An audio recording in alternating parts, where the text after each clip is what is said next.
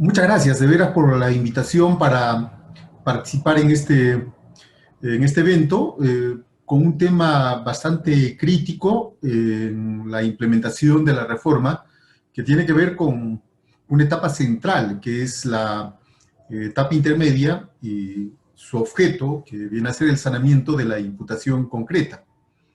De hecho, el abordaje de este tema requiere de algunos presupuestos, porque si de frente ingresamos a el tema del control de acusación, seguramente nos va a faltar algunos conceptos necesarios para comprender qué es lo que se tiene que controlar en la etapa intermedia, ¿no? A veces, ciertamente manejamos etiquetas, manejamos términos, pero no alcanzamos a comprender su operatividad práctica, y eso es bastante frecuente, ¿no? Se habla de imputación concreta, de imputación del hecho punible, de la imputación necesaria, pero no se alcanza a comprender plenamente lo que es una imputación concreta o imputación necesaria. Independientemente de las distintas formas de abordaje de la imputación concreta, quiero ser algo muy preciso con un concepto operativo. Si afirmamos que en un proceso penal su objeto viene a ser la pretensión penal, y nos estamos ubicando ya en la etapa intermedia, donde tenemos una pretensión penal, es decir, una petición de pena sobre la base de un fundamento, ese fundamento de hecho, esa causa petendi, es la imputación del hecho punible, ¿no? Es el fundamento, la razón, el hecho que habilita al Ministerio Público a solicitar una pena. Por lo menos tenemos acá dos elementos objetivos de la pretensión penal en forma general: el petitorio y los fundamentos. Causa petendi, o causa de pedir, y el pedido. Entonces, la imputación concreta vienen a ser los fundamentos. De hecho, la causa petendi, y esa es la imputación concreta, no nos olvidemos, ¿no? Pero esa pretensión penal recién aparece configurada plenamente en la acusación, ya en la etapa intermedia, porque antes tenemos ciertamente una imputación de un hecho punible, pero todavía como hipótesis. Con la disposición de formalización de investigación preparatoria, todavía no hay una petición de pena, sino lo que tenemos es una hipótesis de imputación que orienta la actividad de investigación del Ministerio Público. Después, ya llegando a la etapa intermedia, concluida la investigación preparatoria, la Fiscalía es quien va a tomar la decisión de acusar o no acusar. Artículo 344, numeral 1. Pero para ello va a evaluar la cantidad de información que tiene, y con base a pues va a disponer o va a requerir el sobreseimiento o, en su caso, la acusación. Pero no nos olvidemos que lo fundamental, si queremos encontrar una suerte de identidad en cuanto a objeto de la investigación preparatoria y de la etapa intermedia, no hay duda, es la imputación concreta o imputación del hecho punible. Ha habido algunos cuestionamientos terminológicos en el sentido de que la imputación concreta no vendría a ser un principio, que la imputación concreta es una suerte de creación peruana, pero en realidad son cuestionamientos de mera etiqueta, porque lo cierto es que desde la teoría general del proceso no nos olvidemos que siempre se ha hablado de los elementos objetivos de la pretensión que se corresponden con un pedido y con un fundamento, con una causa petendi. Bien, así que respecto a ese tema no hay ningún problema, pero si es que no nos gusta el término de imputación concreta, no hay ningún problema, podemos utilizar el término de imputación del hecho punible, que ahí sí no tiene que haber ningún cuestionamiento, ¿no? Porque imputación del hecho punible es pues la imputación necesaria, la imputación suficiente, base para el pedido de pena. Entonces, llámele imputación del hecho punible o imputación concreta, es lo mismo, es esa causa petendi, esa causa de pedido. Pero es importante conocer cómo está configurado, cuál es la estructura de esa imputación del hecho punible, porque en efecto eso va a ser objeto del control de acusación.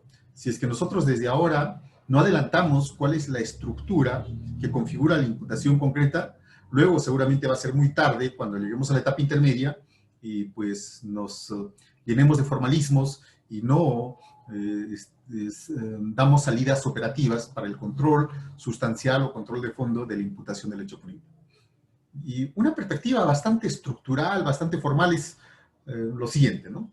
Tenemos el tipo penal y ese tipo penal tiene un conjunto de componentes o elementos objetivos y subjetivos. ¿Listo? La idea es muy simple. Si se hace una descomposición, estoy haciendo referencia a una analítica del tipo penal, vamos a encontrar pues elementos del tipo objetivo, elementos del tipo subjetivo. Dentro del tipo objetivo podremos encontrar elementos descriptivos, elementos valorativos. Dentro del tipo subjetivo encontraremos el dolo como elemento central y también elementos subjetivos distintos del dolo, cuando estoy hablando de los delitos dolosos. Y en los delitos culposos encontraremos las diferentes configuraciones de culpa, ¿no? Con representación, sin representación. Bueno, pero ¿de qué nos sirve de pronto perorar estos elementos del tipo si de pronto no orientamos nuestra perspectiva a su operatividad práctica? Entonces el reto está por ese lado. Si predico que por este lado hablo de elementos del tipo objetivo, descriptivos y valorativos, la idea es de que cuando se construye una imputación, cada elemento del tipo se corresponda con una proposición fáctica. Cada uno de los elementos del tipo debe corresponderse con una proposición fáctica. Elemento descriptivo, su proposición fáctica; elemento valorativo, su proposición fáctica; elementos del tipo subjetivo, dolo, su proposición fáctica; elementos subjetivos distintos del dolo, su proposición fáctica. Es decir, lo que estamos encontrando, como ven, son proposiciones fácticas que deben corresponder o configurar o materializar cada uno de los elementos del tipo. Eso es así de simple, no es complicado, no es difícil de entender, ¿no? Desde el momento que falte una proposición fáctica respecto a un elemento del tipo, entonces, pues ya tenemos un defecto de estructura, que puede ser absoluto y dar lugar, obviamente, a que se declare fundada una excepción de improcedencia de acción, ¿no? Pero puede ser el caso que, si falta esa proposición fáctica, eventualmente calificar otro delito. El Ministerio Público dispone la formalización de investigación preparatoria por robo, no obstante que las proposiciones fácticas solamente describen una sustracción y apoderamiento del bien mueble, obviamente con intencionalidad y para obtener provecho, pero no describe el medio típico, ni la amenaza, ni pues la violencia. Entonces, si lo ha propuesto como delito de robo, se entiende que él tiene el deber de la carga de proveer esas proposiciones fácticas para configurar la imputación concreta por delito de robo agravado, pero no lo ha hecho. En ese supuesto, entonces, lo que vamos a encontrar es un tema de calificación jurídica diferente a la que está postulando el Ministerio Público, y el juez tiene que estar atento respecto de esas calificaciones cerradas que puede realizar el Ministerio Público, ¿no? Porque, seamos claros, si bien es cierto el Ministerio Público es el titular de la acción penal y por tanto pues, es quien va a calificar los hechos como hurto, como robo, como violación de la indemnidad sexual o actos contra el pudor, sí, tiene ese poder, pero tiene el deber de proveer la base fáctica que corresponde a cada uno de los elementos del tipo respecto de esa calificación jurídica, ¿sí? Es decir, esto no está sujeto a una libertad total del Ministerio Público, sino que tiene que sujetarse al principio de legalidad. Califica como robo si corresponde como robo. Si calificas como robo, provee la base fáctica que corresponda con esa calificación jurídica. Es que esto tiene que ver un poco con pues, los diagnósticos que se realizan en el plano médico, ¿verdad? Se tiene un conjunto de características, de pues, síntomas, y el médico dice, esto es tuberculosis, esto es fibrosis, pero sobre la base de algo que existe. Si está con fibrosis pulmonar, no se le va a ocurrir al médico decir que está con una pulmonía, porque terminará muerto con fibrosis, porque por la errada calificación, ¿no?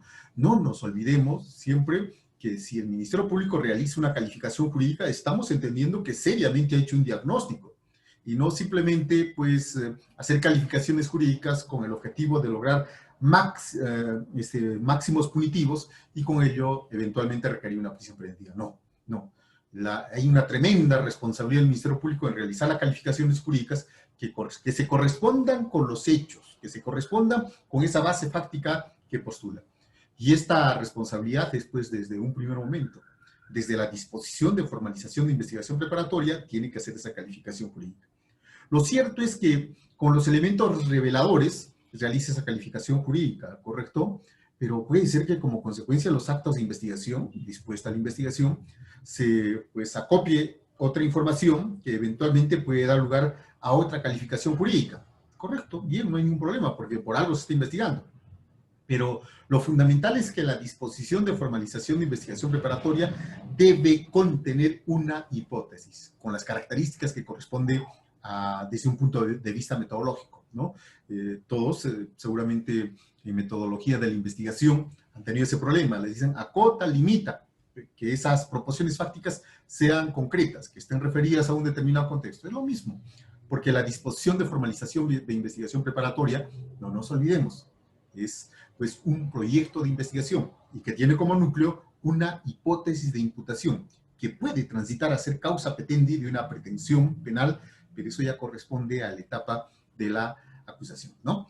Hasta acá, no nos olvidemos que la provisionalidad tan predicada o la progresividad en la construcción de esta causa petendi tiene como base siempre una proposición fáctica que configura la hipótesis de imputación. Bien. Como consecuencia de los actos de investigación, no nos olvidemos que se acopia información, ¿no? El Ministerio Público, en función del artículo 321, ¿cierto?, va a reunir elementos de cargo y de descargo para que al finalizar la investigación, finalmente decida, 344, numeral 1, acusar o requerir el sobreseimiento, ¿no? Y con ello entramos a la etapa intermedia. Pero solamente una cuestión muy importante, estimados colegas. El contradictorio que se desarrolla en este contexto o configuración de investigación es completamente diferente al contradictorio que se produce en el juicio oral. Hay que tener mucho cuidado con ello, porque a veces existen esas posturas de considerar que el contradictorio que produce información, llamada de elementos de convicción, pues ya ha generado las garantías suficientes como para que luego se vaya a juicio y con ello, sin que las fuentes de prueba vayan a juicio, se pues eventualmente emita un juicio de fundabilidad, una sentencia absolutoria o condenatoria. No, veamos claramente este tema. El artículo 321, ¿cierto?, señala con precisión tres aspectos que corresponden a cualquier acto procesal, en este caso de investigación. Sujeto, Ministerio Público; objeto, reunir elementos de cargo y descargo; y finalidad, acusar o no acusar. Para eso reúne el Ministerio Público información.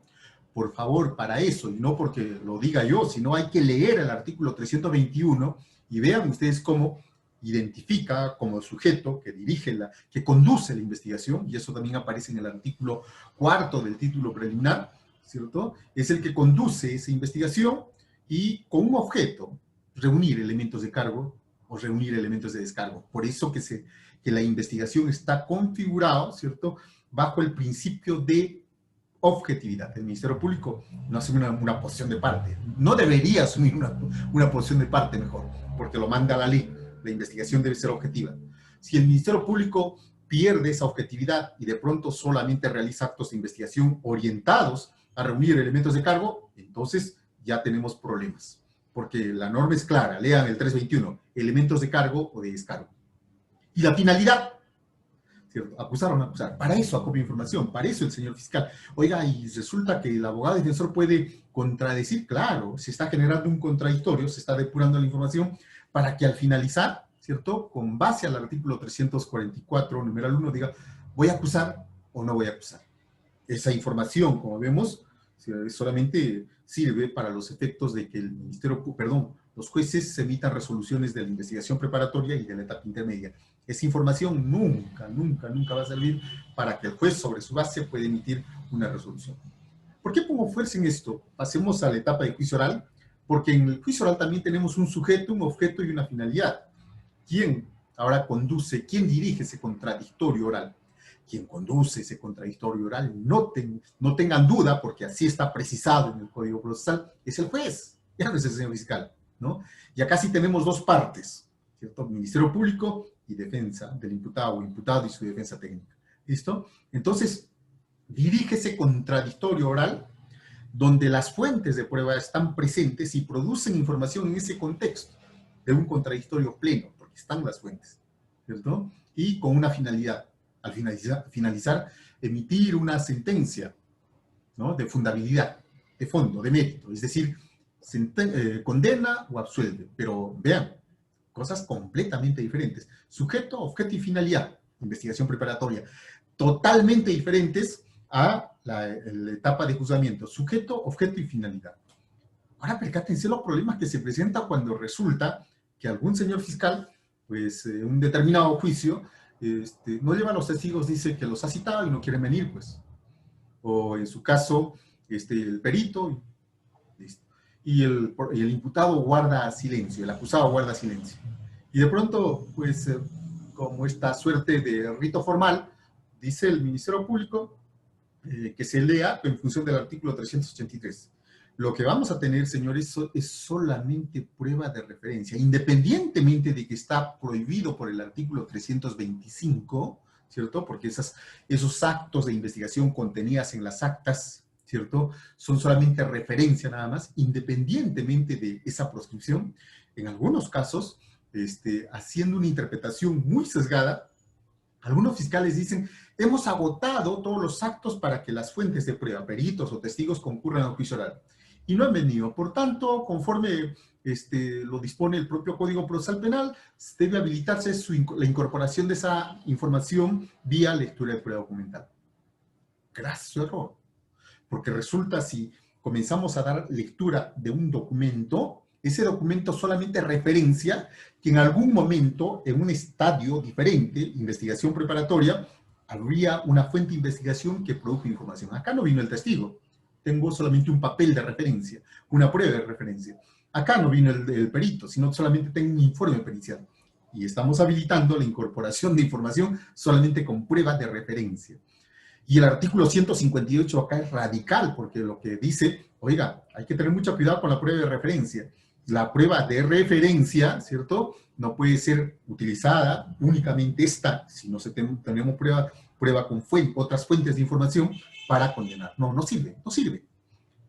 Y esto tiene que ver con incluso un derecho humano previsto en el artículo 14 del Pacto Internacional de Derechos Civiles y Políticos. Es decir, si a una persona le vamos a imponer cadena perpetua, 35 años, 25 años, 15 años, 10 años, 8 años, 10 años, 8 años en cárcel, imagínense. Entonces, en esos supuestos, ¿cierto?, esa persona a quien le vamos a imponer una pena tan severa, de 8 años, 10 años, ¿cierto?, tiene el derecho, por lo menos, a confrontar con aquellas personas que les indican, con aquellas personas que están refiriendo que él habría tenido intervención en el hecho delictivo. El término confrontar, por favor, es diferente al utilizado por el viejo Código de Procedimientos Penales, ¿no? En el viejo Código de Procedimientos Penales se denominaba confrontación a lo que ahora el Código Procesal Penal denomina careo. Así que la confrontación es estar simplemente en audiencia para que ese perito, ese testigo de cargo, produzca esa información como tal. No nos olvidemos, fundamental, ¿no? O en todo caso a contradecir, a contraexaminar, ¿cierto?, al testigo o al perito. Pero lo que encontramos es que cuando se actúa pura prueba de referencia, pura prueba documental, entonces estamos afectando un contenido esencial del derecho fundamental, del derecho humano, ¿cierto? Ese contenido esencial es a contrainterrogar y confrontar. Y se presenta con frecuencia. Los jueces a veces no se hacen problemas y dicen, pues, si se ha actuado con la misma garantía. ¿Cómo que se ha actuado con la misma garantía? Se habrá actuado con un sujeto, objeto y finalidad distinta. Acá estamos ante un juez y este es el escenario donde se tiene que producir información para condenar a una persona. Entonces, hay que tener mucho cuidado con ello porque es una práctica que ha pervertido el juicio oral. Miren, dos escenarios, ¿cierto?, que rodean lo que nos interesa. Lo que nos interesa es la etapa intermedia. Y esa etapa intermedia es el bric-brac, es el artículo, no, aquella fase centralísima respecto de la cual va a depender el desarrollo del plenario. Porque se entiende que es una etapa de saneamiento. Si Fiscalía no hizo bien su trabajo, acá estamos ante un juez de investigación preparatoria que hace una labor de saneamiento, exclusivamente de saneamiento, porque ya se agotó la etapa de investigación preparatoria, donde podía emitir resoluciones de restricción o limitación de derechos fundamentales. Ahora estamos en una etapa y este juez, ¿cierto?, es un juez de saneamiento. Su función es de saneamiento. Su función no es simplemente de ser un juez mesa de partes y dejar transitar las acusaciones así defectuosas. Es una labor centralísima. Y desde ahora adelantamos algo muy importante. Esta labor centralísima en el deber ser procesal no se cumple, porque resulta que muchas de las acusaciones con defectos de estructura simplemente transitan a la etapa de juzgamiento, y en la etapa de juzgamiento tenemos a veces imputaciones defectuosas, mal estructuradas, que nunca van a permitir la habilitación de un debate probatorio en serio. Bien, esto era necesario para contextuar este tema de la etapa intermedia, y ahora sí voy a compartir unas diapositivas para que nos aproximemos a este tema. Bien, lo voy a ampliar.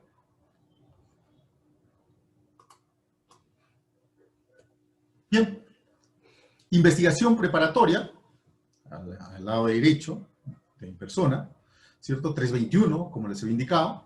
Y luego tenemos, en el otro lado, el juicio oral. Ambos hacen referencia a sujetos diferentes. 321, conduce la investigación, Ministerio Público. 363, dirige, dirección de audiencia, juez, ¿no? Objeto, reunir elementos de cargo o de descargo. Objeto, en el otro lado, ¿cierto? Actuación de prueba de cargo y descargo, con fuentes, ¿se entiende? Finalidad, en este caso la finalidad, 341, decidir, acusa o no acusa. Juicio oral, finalidad, ¿para qué se produce información probatoria? Obviamente, para que el juez disponga, finalmente emita una sentencia de fundabilidad, una sentencia de mérito, una sentencia de fondo. Bien, pero resulta que tenemos esa etapa intermedia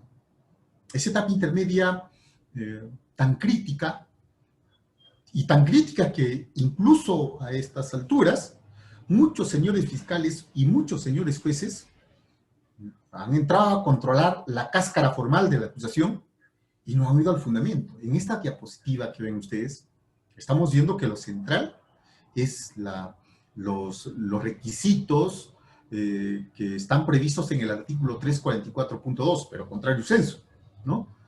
Es decir, eso que se lee desde la perspectiva del Ministerio Público, decisión del Ministerio Público, exige básicamente una verificación de la estructura de la imputación. Y si se encuentra algún defecto en la estructura de la imputación, entonces se debe sobreseer, ¿no? ¿Qué significa esto? Que una imputación debe estar bien estructurada.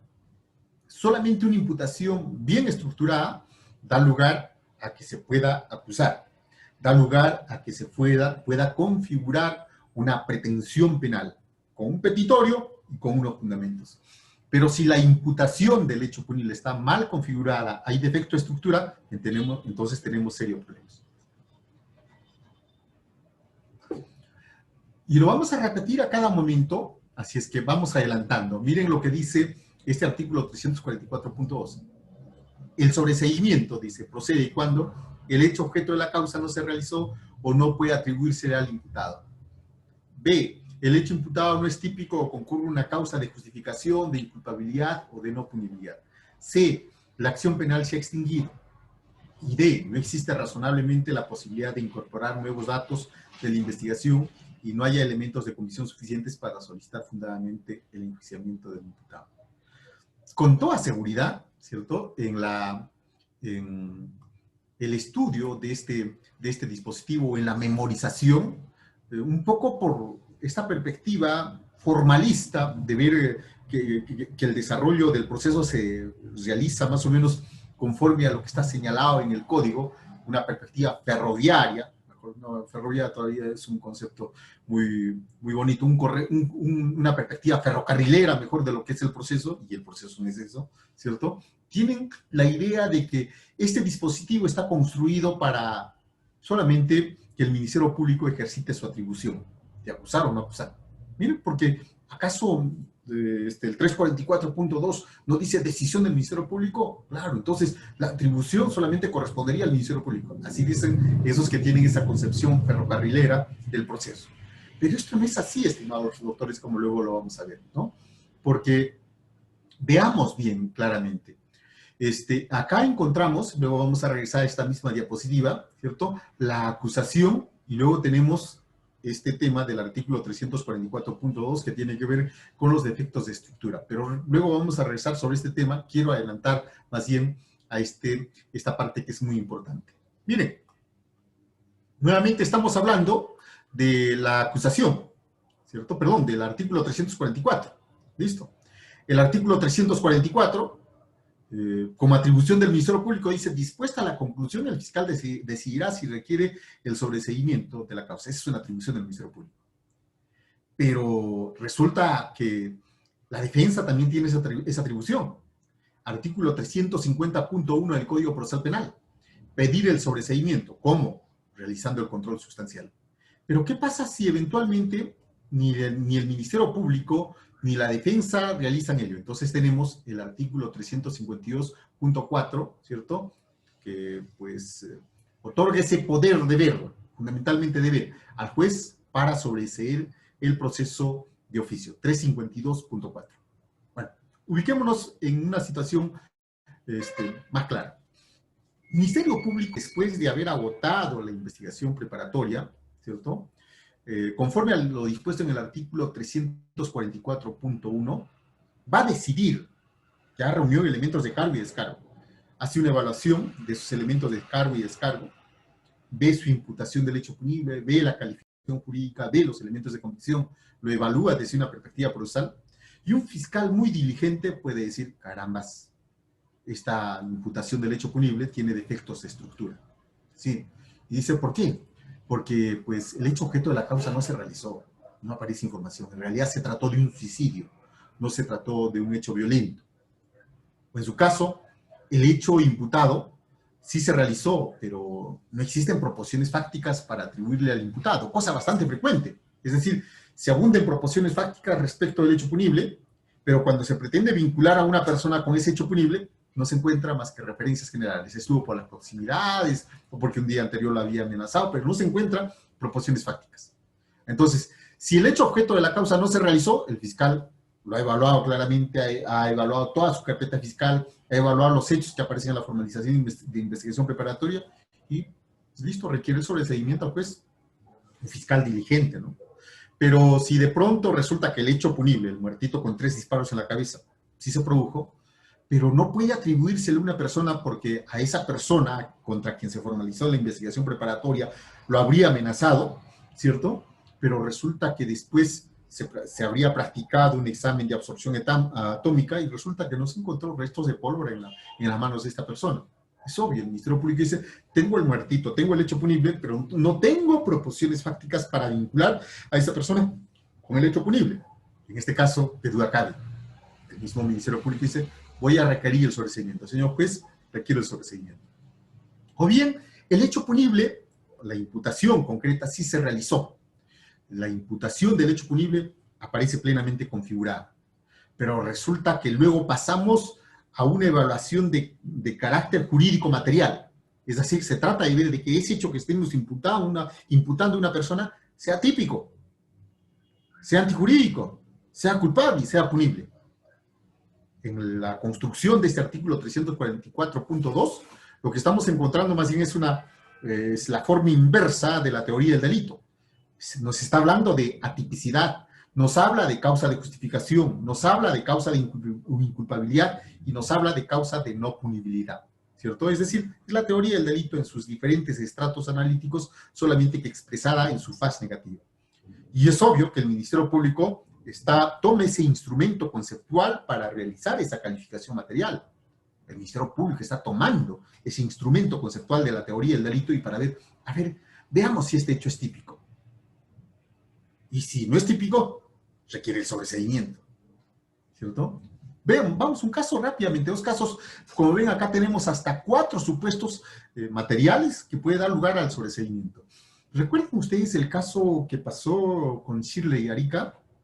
Esta señorita en horas de la noche concurre a una fiesta con futbolistas y es intervenida, ¿cierto? Y resulta que le procesan por delito de violación de las medidas sanitarias, 292. ¿Qué señala este dispositivo? Es clarísimo, dice, quien viole las medidas sanitarias dispuestas por ley o por la autoridad administrativa.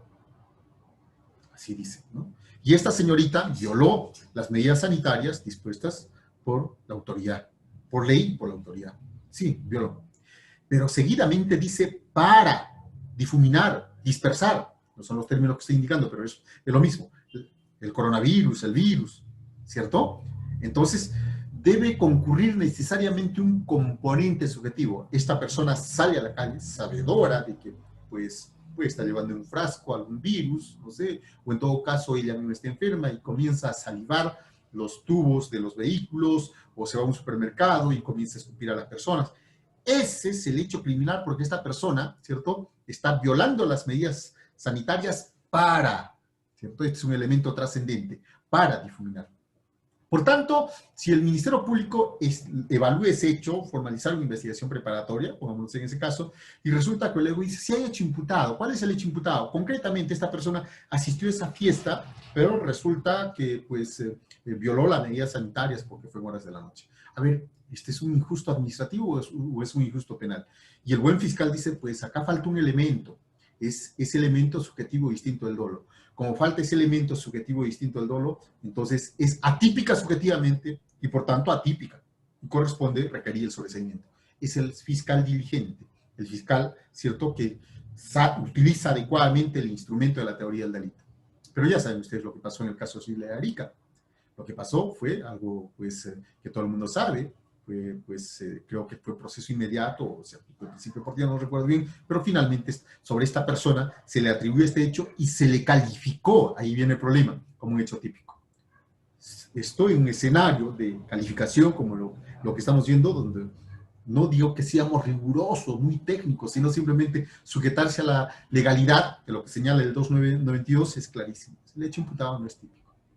Bien, puede resultar que el hecho sea típico, que no concurre una causa de justificación, pero resulta que esta persona estuvo con una gravísima alteración de la conciencia. Esto es bastante frecuente, ¿no? Cuando hablamos de personas que con una ingesta alcohólica, ¿cierto?, llegan a 2.5 y pues la consecuencia es algo normal, va a tener una grave alteración de la conciencia, ¿no? No le vamos a reprochar a esta persona el hecho de que esté embriagada, sino el reproche está orientada a su injusto, a lo que ha hecho, pero no le podemos reprochar si esta persona no sabía lo que estaba haciendo, ¿no? Y sin embargo, ustedes han visto cómo en muchos casos, pues, el Ministerio Público y los jueces consideran que la discusión de una causa de inculpabilidad es un problema, dicen, de fondo. Es absurdo, porque lo que está señalando el artículo 344 es, señores, si concurre esto de manera manifiesta, debe disponerse el sobreseimiento. Así de claras las cosas, ¿no? Bien, entonces, el fiscal diligente ha revisado toda su carpeta, lo que está dispuesto en la formalización de investigación preparatoria, y ha dicho, el hecho es típico, antijurídico, culpable y punible. Ya realizó la calificación material, utilizó este instrumento conceptual denominada teoría del delito. Ahora pasa a ver el tema procesal, y lo que exige este artículo 344 es que la acción penal se ha extinguido. Y ustedes saben que en el Código Penal encontramos diferentes causas de extinción de la pena, ¿no? Porque el hecho puede existir un hecho imputado. Este puede ser típico, antijurídico, culpable y punible. Pero resulta que el imputado se murió. Y una consecuencia de la muerte del imputado es la extinción de la acción penal. El hecho puede ser típico, antijurídico y culpable, pero puede resultar que hay un homicidio en cosa juzgada, ¿cierto? Esto puede verse bastante en los problemas, por ejemplo, de delitos continuados.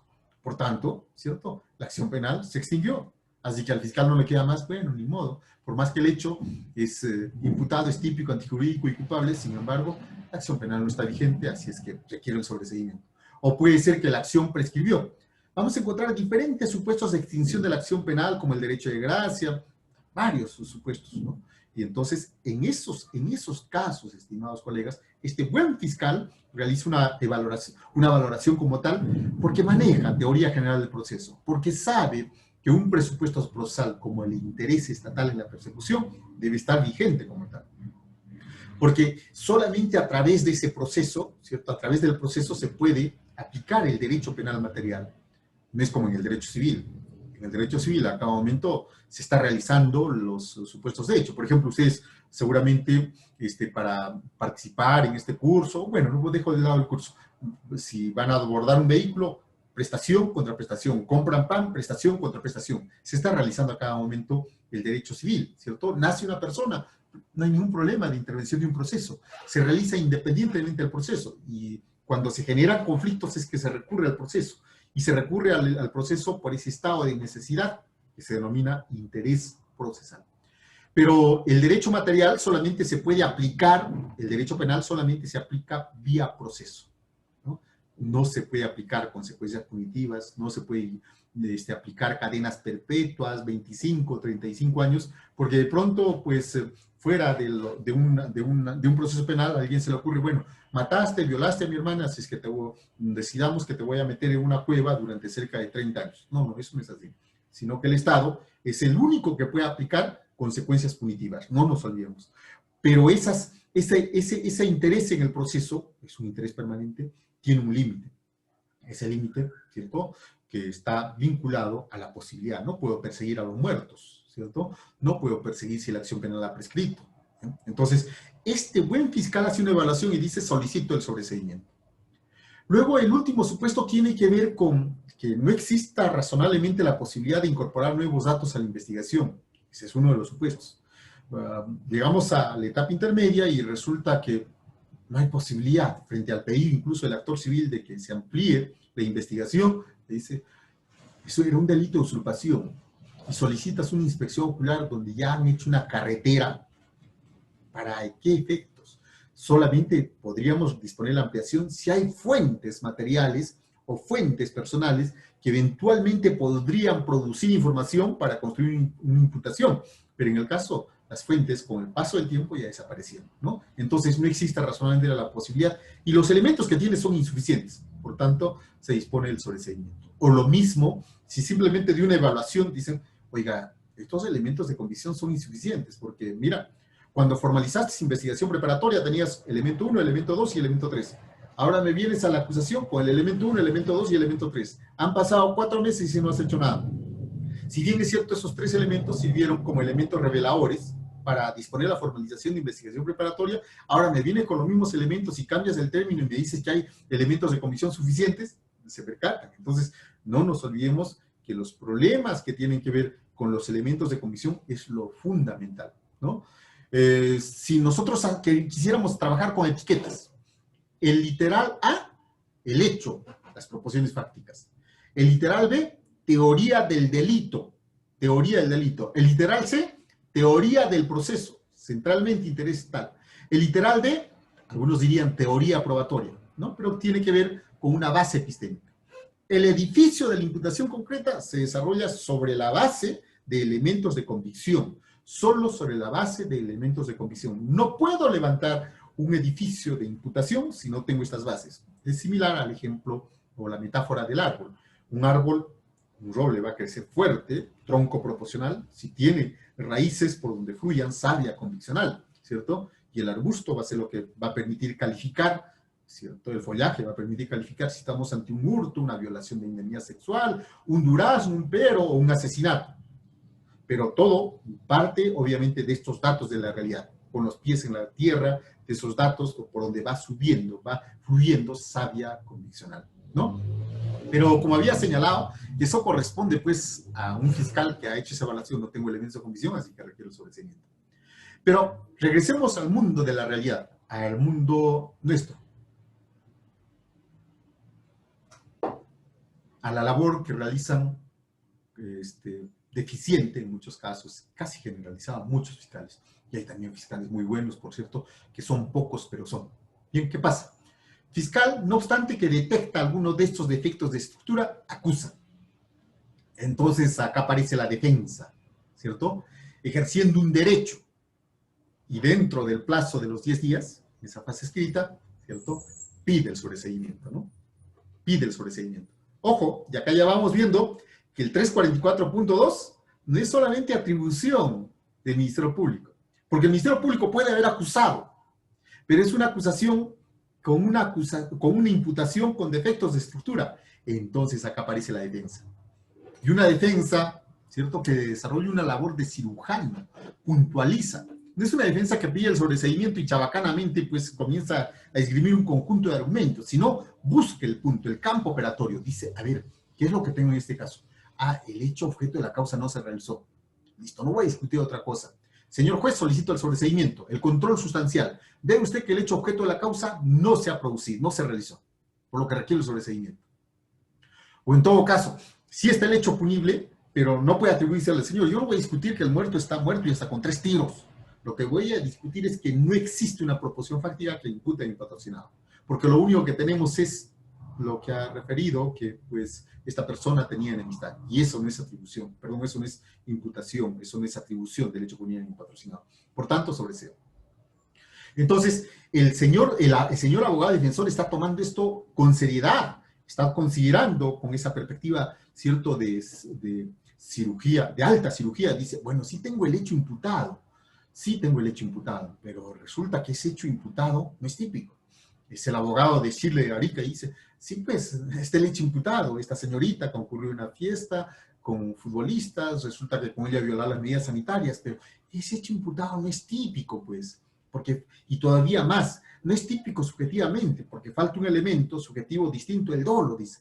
Entonces, se pone a discutir este plano nada más el típico. No es el abogado defensor que va a discutir que no hay hechos, que no se le puede atribuir, sino es un abogado, cierto, que con alta cirugía puntualiza ese tema. Es esa suerte de ajuste solamente del pequeño tornillo para traerse abajo toda la imputación. Y somete a discusión, señor, voy a discutir solamente la ausencia de ese elemento subjetivo distinto del dolo, ¿no? O puede ser que resulta que el hecho sí es típico, no concurre y también es antijurídico, pero resulta que hay un hecho evidente. En esa oportunidad, esta persona está sumamente embriagada y del examen de alcoholemia, el que se realizó incluso tal vez de manera retrospectiva, aparece pues que esta persona sí estaba con una ingesta alcohólica que no le permitía comprender cabalmente el carácter delictual de su acto.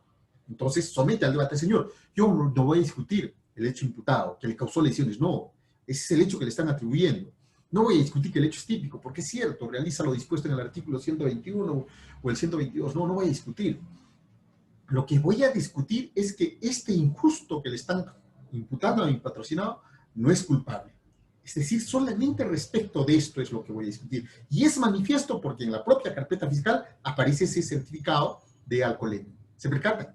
Es así de quirúrgico, alta cirugía. Y el debate se centra solamente en ello. ¿Quién está haciendo eso? La defensa. ¿Frente a qué? Una acusación deficiente donde no ha considerado esa grave alteración de la conciencia como eximente de responsabilidad, ¿no? Pero puede ser que el hecho imputado sea típico, antijurídico y culpable. Y resulta que la acción penal se ha prescrito, es decir, el señor abogado, bien escrupuloso, ha hecho los cálculos que corresponden y, señor, la acción penal ha prescrito. Yo no voy a discutir si el hecho es típico, antijurídico, sino solamente el cálculo que corresponde a la prescripción. O hacer una propuesta de una prescripción distinta a la que se ha generalizado en esa suerte de cómputo doble del plazo de prescripción, ¿no? Y se somete a discusión.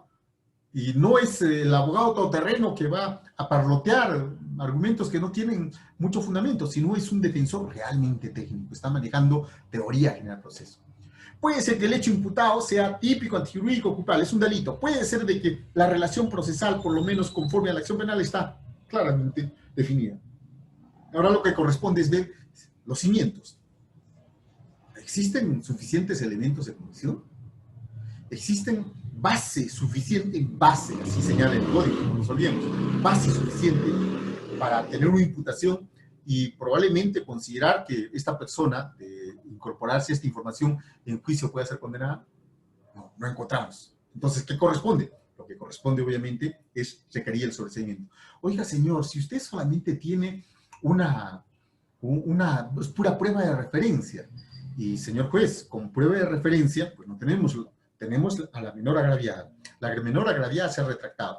A la menor agraviada le refirió a su amiguita, prueba de referencia. La amiguita le refirió a la profesora, prueba de referencia y de segundo orden todavía. La profesora le refirió a la directora, que también declaró prueba de referencia. Y la profesora le dijo a la psicóloga. Pero en cámara GC, esta única fuente simplemente dice, no, yo nunca dije eso. ¿Se percatan? Entonces, simplemente así, con esa apreciación, uno llega pues, a la conclusión, carambas, con esto, atendiendo a lo dispuesto en el artículo 158, no hay viabilidad, porque esto es lo único que tiene el Ministerio Público, y se sobresee. Y hay que tener mucho cuidado en este plano, porque esto no puede degenerar en lo que muchos abogados defensores han considerado, que es un escenario para discutir pruebas, es decir, para más o menos ver, señor, véase que la declaración de la menor agraviada o la declaración de la madre muestra incoherencia, porque dijo que era medio oscuro y sin embargo estaba oscuro. No, eso es una discusión de fondo, cuidado, digo esto para que de pronto no se someta en esta brevísima diligencia, audiencia preliminar, a un debate como si fuera de lectura de prueba documental. Mucho cuidado con esto, ¿no? Porque esa es una práctica, ¿cierto?, de aquellos que no han comprendido lo que es defectos de estructura.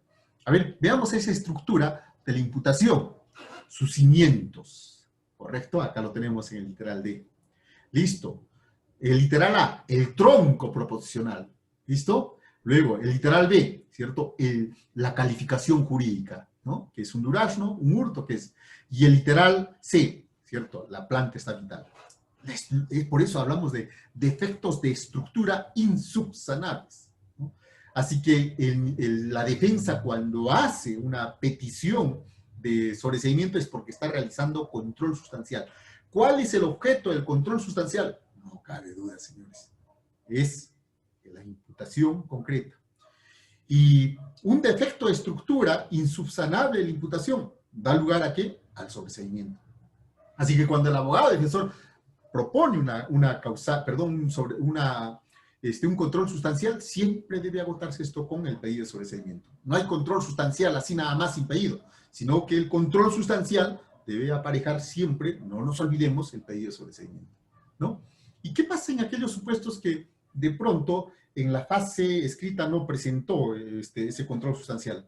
Y un buen abogado defensor público, resulta que ya en la audiencia preliminar le dice, señor juez, adviértase que esta imputación tiene defectos de estructura.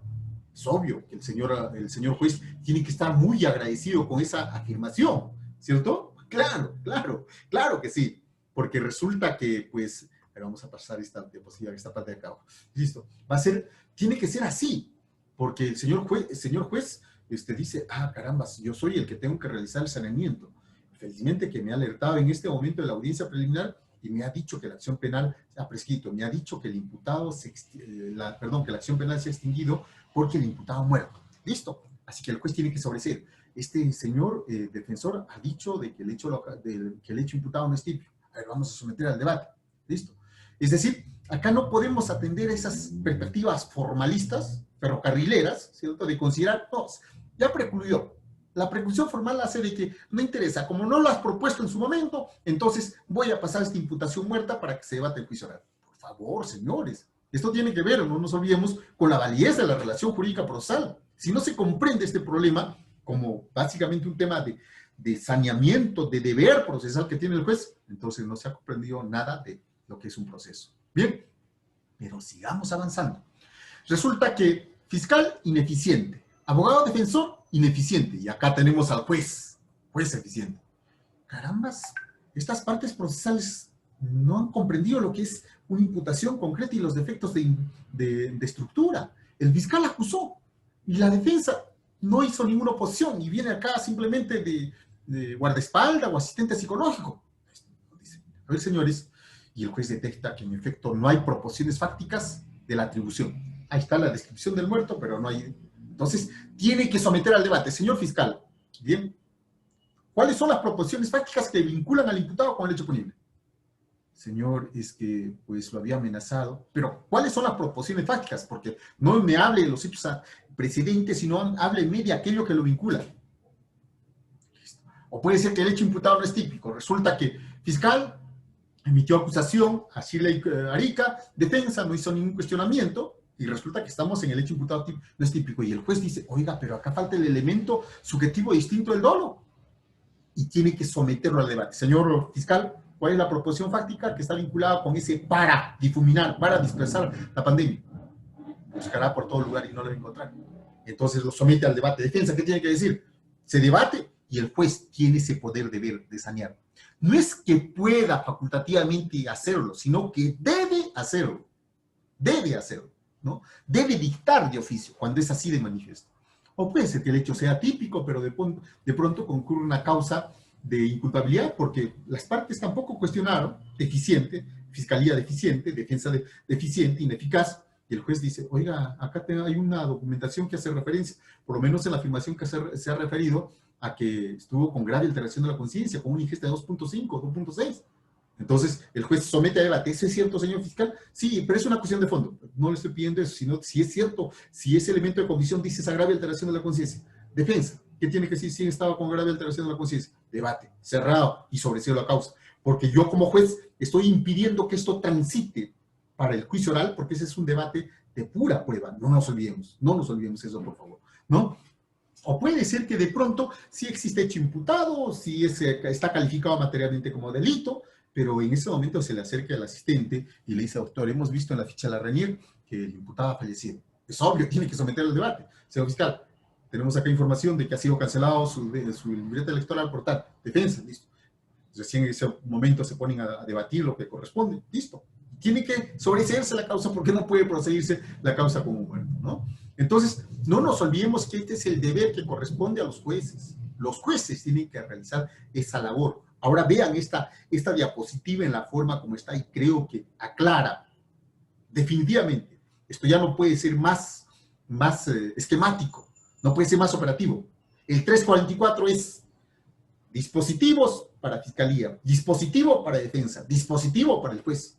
Si de pronto resulta que el juez, que tiene una lectura en el sentido de que solamente corresponde a una atribución del fiscal, están teniendo esa concepción ferrocarrilera de tu abogado. No tienen la concepción de un proceso donde se tiene que sanear la relación jurídica procesal como corresponda. Bien, bien, señores. Continuemos entonces con otra diapositiva para que vean cómo trabajamos con este tema. Vamos a ver. Acá tenemos la misma diapositiva, pero viendo desde la perspectiva que corresponde. Juez, respecto de este 344 que tantas veces hemos hecho referencia, pues él es el que tiene la principal obligación. Listo. Fiscal, diligente, tiene que hacer una evaluación para requerir el sobreseimiento. No lo hace generalmente. Y defensa, también atentos. ¿Para realizar qué? El control sustancial. Control sustancial.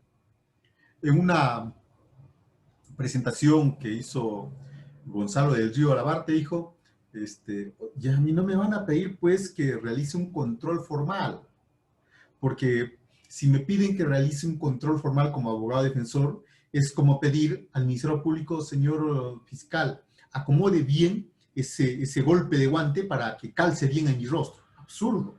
Por eso es que la defensa siempre tiene que orientar su petición, ¿cierto?, como de sobreseimiento sobre la base de control sustancial.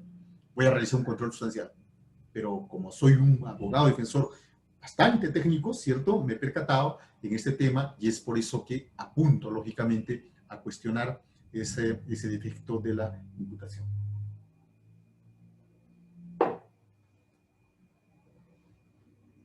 Bien, acá tenemos, señores, este objeto de la imputación, pero para que ustedes tengan una lectura adecuada de por qué señalamos que es centralísimo, por qué señalamos que este dispositivo, ¿cierto?, es el núcleo, es el centro. Si no se comprende que el artículo 344 es lo nuclear, lo fundamental, entonces vamos a seguir extraviados revisando la vestimenta formal, el traje formal. Acá tenemos los defectos de estructura.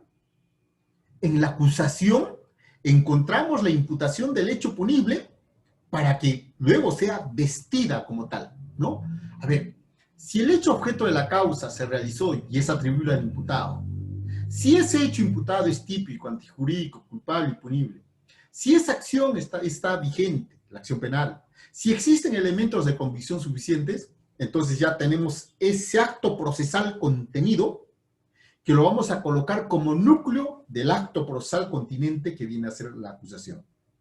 La acusación es un acto procesal continente que tiene actos procesales contenidos.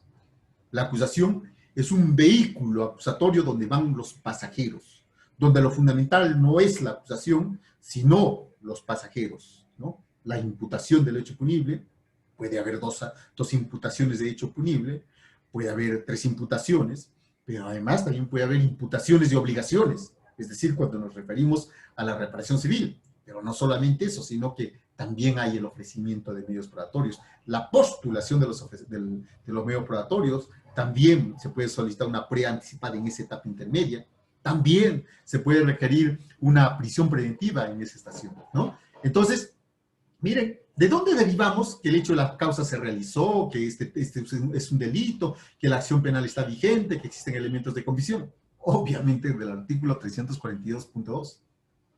Así que no es una invención, sino, como ven ustedes, corresponde, claro está, a lo que estamos señalando. No es una cuestión simplemente decir, doctor, eso usted se está inventando, ¿no? La interpretación contrario sensu sin adicionar ni restar ningún término, solamente convertirlo en positivo. Una cuestión muy importante para todos los colegas. Lo que pasa es que durante buen tiempo, con este tema del discurso del racionalismo idealista, y lo digo en sentido peyorativo, ¿cierto? El idealismo idealista, la teoría del delito ha de venir de una suerte de argumentación para inflar egos, ¿no? La teoría del delito ha de venir de una suerte de, pues, de discurso para que buenas conferencias y quien marrulle de mejor manera el discurso alambicado del pensamiento jacobsiano, ¿cierto? Entonces, pues lo asume como tal. No está muy lejos el pensamiento roxiniano con sus criterios de imputación objetiva, como si estos no tuvieran siempre una conexión con el elemento subjetivo y todo lo demás. Pero pierde, ¿cierto? Se enerva su perspectiva instrumental conceptual. Porque la teoría del delito es un instrumento conceptual. Y cuando tenemos que evaluar nosotros un determinado comportamiento, tenemos que utilizar la teoría del delito. Acá está. El hecho imputado es típico o antijurídico, culpable y punible. Teoría del delito. Y un hecho imputado corresponde siempre a una acción. A la acción que ustedes pueden realizar, a la acción que yo realizo. No a una situación jurídica que puede generar una persona jurídica. A ver, es por Ayacucho, Deportivo Ayacucho, o FBC Melgar, Alianza Lima. ¿Qué generan? ¿Tienen capacidad de acción? Sin embargo, ustedes ven alegremente esa difusión, ¿cierto?, sin mayor sentido, de hablar de responsabilidad penal de las personas jurídicas. Como si la teoría del delito fuera un instrumento diseñado para procesar cualquier situación jurídica de las personas jurídicas. No, señores. Los seres humanos somos los que tenemos esa capacidad de acción. Y no me voy a cansar en repetir esto porque el artículo 2, numeral 24, literal B de la Constitución Política del Estado, límite, por cierto, para atribuir responsabilidades a los seres humanos, a las personas humanas, expresamente señala eso. Dicen, el numeral 24, literal D, nadie será procesado ni condenado por acto u omisión que al tiempo de cometerse no esté previamente calificado en la ley. Listo. Es una acción. ¿De quién? ¿Y quiénes tienen capacidad de acción? Ustedes, yo. No tiene capacidad de acción una institución formal o informal, no. No tienen capacidad de conducta, mejor dicho. Sé que por ahí muchos de los funcionalistas radicales van a decir, no, pero nosotros podemos extender el concepto de acción. Claro, ellos pueden hacer lo que sea con el concepto, porque bajo el pretexto de normativización, lo que hacen es dispersar o difuminar la realidad. Por ejemplo, vean ustedes cómo hacen esto. En el artículo 2, numeral 2, literal 1, derecho a la vida, y entendemos que la vida corresponde a nosotros los seres vivos, nosotros, los seres biológicos, nosotros que somos una unidad biopsíquico-social. Pero de pronto a ellos se les ocurre pues, normativizar, dicen, bueno, derecho a la vida, claro, pues, va a ser a la vida jurídica, de tal manera que las personas jurídicas también tienen vida. Sí, ese es un claro ejemplo de normativización, pero un ejemplo, como ven ustedes, de hacer que las cosas sean lo que ellos piensen, no las cosas como son.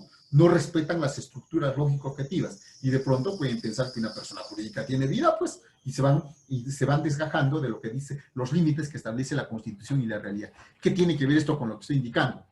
Que cuando nosotros tenemos que ver en la acusación ese hecho imputado, esa conducta, ¿cierto? Esta tiene que ser típica, antijurídica y culpable. ¿Qué pasa? Que el tipo tiene un aspecto objetivo y un aspecto subjetivo precisamente porque se adecúa a las características del comportamiento. En este momento ustedes me ven realizando movimientos, pero para realizar este movimiento circular con las manos, previamente he tenido que realizar todo un procesamiento interno. He elegido el fin he utilizado los medios de poner en marcha las manos y luego exteriorizado el movimiento, ¿cierto? Esa es una conducta, esa es una conducta, es un acto voluntario. Y como tal, a través de estos instrumentos conceptuales, tipo, se trata de reproducir, ¿cierto?, lo que sería un supuesto de conducta. Si agarro un puñal y le asesto en el corazón a una persona, entonces en el 106 se trata de escribir el comportamiento de una persona, ¿cierto?, quien mate a otro. Bueno, yo agarré un cuchillo y lo atravesé a una persona, ¿no? Obviamente con una voluntad guiada por el conocimiento. Es decir, el tipo penal se adecua a esas características de la acción, pero bajo el pretexto de normativización, ¿cierto?, han desnaturalizado el propio concepto de lo que es norma, de lo que es jurídico, de lo que es normativo. Normativización en la idea de los funcionalistas, radicales por cierto, viene a ser simplemente crear conceptos autorreferenciales del derecho para el derecho. A mí no me gusta el concepto de conducta que manejan desde una concepción realista. Para mí, a partir de ahora, conducta va a ser el ladrido de un perro. Eso va a ser conducta. Sí. Pero ¿cómo vas a hacer eso? No, estoy normativizando. Y todavía ustedes lo ven ufanaos. La normativización del dolo, dicen. Dolo normativo. Caramba, la intención simplemente tiene dos componentes y eso es inagardible. Voluntad, guiada por el conocimiento de los elementos del tipo, así es simple, así es que cuando esa voluntad guiada por el conocimiento por el conocimiento de los elementos del tipo, ¿cierto? Esa voluntad como tal se expresa en la voluntad de matar, es el ánimo recandi y es del tipo subjetivo del delito de homicidio. Pero aparecen pues los que de pronto, sobre pretexto de finalidades político-criminales, dicen, no, para nosotros intencionalidad va a ser solamente representación, conocimiento. Bueno, ellos que sigan jugando con conceptos, ¿no? Nosotros no, decimos, respetamos las estructuras lógico-objetivas y estas estructuras lógico-objetivas, ¿cómo están? ¿Cierto? Es lo que me van a permitir luego construir un instrumento para efectos de que procese su valoración. No nos olvidemos eso.